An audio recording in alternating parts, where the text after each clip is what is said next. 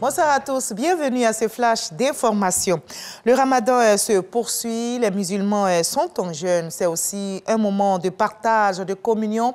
Hier, justement, dans la commune d'Abobo, le ministre d'État, Téné Birahima Ouattara, a exprimé sa solidarité envers la communauté musulmane de cette cité. Vous allez le voir dans les images qui vont suivre. Il a pris part à la rupture collective du jeûne organisée par les imams. Les guides religieux ont prié pour la paix dans notre pays. Frédéric Oulaye, Franco Dio. Dimanche 24 avril, 23e jour du jeûne du Ramadan. Il est 18h, la mosquée Adja Téné Coulibaly dans la commune d'Abobo reçoit la visite du ministre d'État Téné Birahima Ouattara. Avant l'heure de la rupture collective, prières et bénédictions sont dites pour la paix, ainsi que pour l'hôte du jour, sans oublier le couple présidentiel.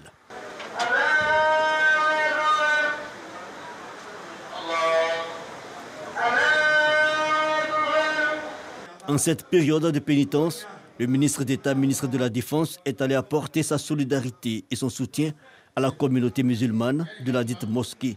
Une visite fortement appréciée par les fidèles et les guides religieux. Je suis tellement content, je n'ai pas de mots à exprimer ma joie. Sauf remercier Allah subhanahu wa ta'ala.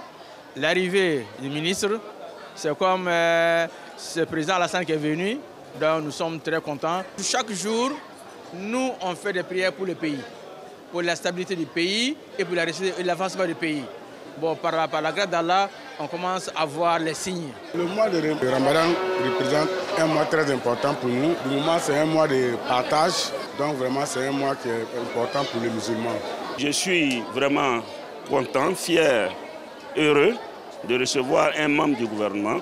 Nous disons merci à Dieu. Le devoir de la population, c'est de prier pour le président de la République, pour qu'il ait une bonne santé, pour qu'il ait le courage de continuer dans la dignité et la fierté. Moment de partage et message de cohésion. Accompagné d'une forte délégation, le ministre d'État, ministre de la Défense, n'a pas voulu s'exprimer, mais a tenu à partager le repas de la rupture du jeûne avec la communauté. Il a également fait don de 5 millions de francs CFA aux imams et à l'ensemble des fidèles de la mosquée Adja Téné Coulibaly.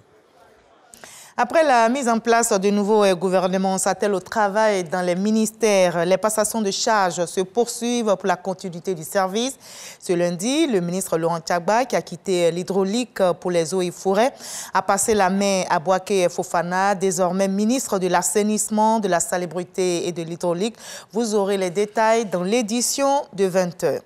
La Côte d'Ivoire accueille en ce moment et jusqu'au 29 avril prochain le symposium sur la science ouverte et la science des données à l'université virtuelle. Pour les organisateurs, ce sont de réelles opportunités pour booster les actions de recherche et de développement durable.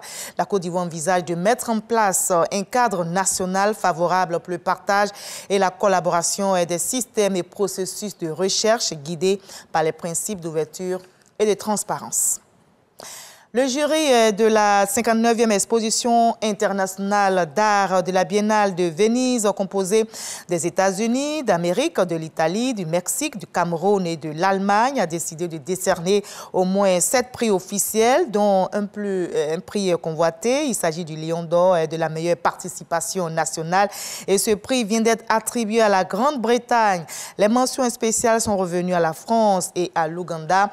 La Côte d'Ivoire, notre pays qui participe à cette biennale avec 6 artistes de renommée mondiale, n'a obtenu aucune distinction, mais le pays a impressionné de nombreux exposants et visiteurs avec la jeune Laetitia qui comptabilise 6 millions d'abonnés sur son compte. Plus de 100 personnes ont trouvé la mort de manière atroce dans le sud du Nigeria. Elles ont été tuées ce week-end dans l'explosion d'une raffinerie clandestine dans la région pétrolière du delta du Niger. Dans cette partie sud du Nigeria, ce type de drame est fréquent. Le président Muhammadu Buhari évoque une catastrophe nationale et envisage d'intensifier la répression des raffineries clandestines qui siphonnent l'économie du pays au profit de faussaires.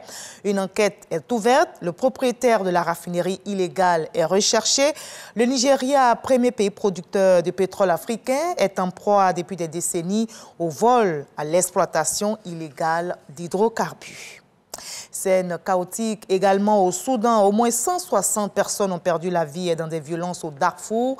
C'est l'un des bilans les plus lourds dans cette région de l'ouest du Soudan, ravagée depuis des décennies par la guerre. Ces violences ont débuté lorsque des combattants armés issus de tribus arabes ont attaqué des villages massalites, une minorité ethnique, en représailles à la mort de 2 membres de leur tribu.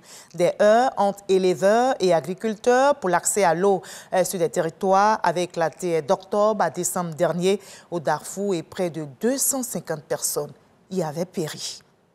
À la fin de ce Flash Info, je vous retrouve à 20h, mais juste après ce Flash Info, suivez l'info régionale pour avoir toutes les nouvelles de nos régions ici en Côte d'Ivoire. Moi, je vous retrouve avec plaisir tout à l'heure à 20h.